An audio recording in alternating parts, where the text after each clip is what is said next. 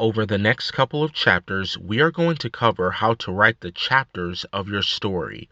We are going to be going over the beginning, middle, and end of your chapters. Now, I am not going to tell you exactly how to write your story because every story is different. However, there are a few rules that we are going to be going over, and I believe that all of these upcoming rules apply to all stories. The very first thing that you want to do in the beginning of your chapter is to begin your book with a bang.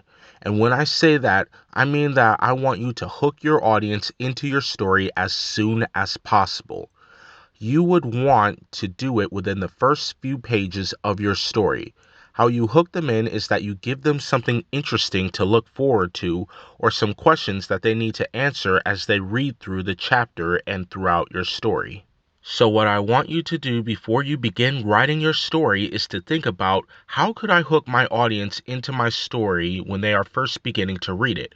Or what is something intriguing or eye-catching that I could give my characters to say or do to get the readers interested in my book? Another way that you could go about it is to think about what hooked you into your favorite movies or books or shows. Think about what got your attention about what you liked and what kept you hooked and coming back for more. Think about that and try to emulate that in your story. Also, after your first chapter and continuing into future chapters, after you have your audience invested, you don't want to let go of their attention. You want to keep them hooked in your story.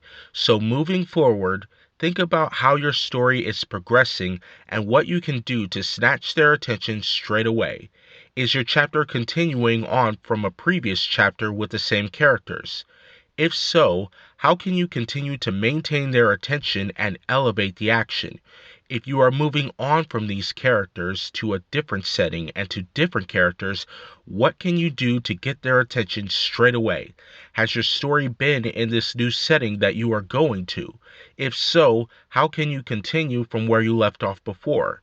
If not, how do you introduce these new settings and new characters?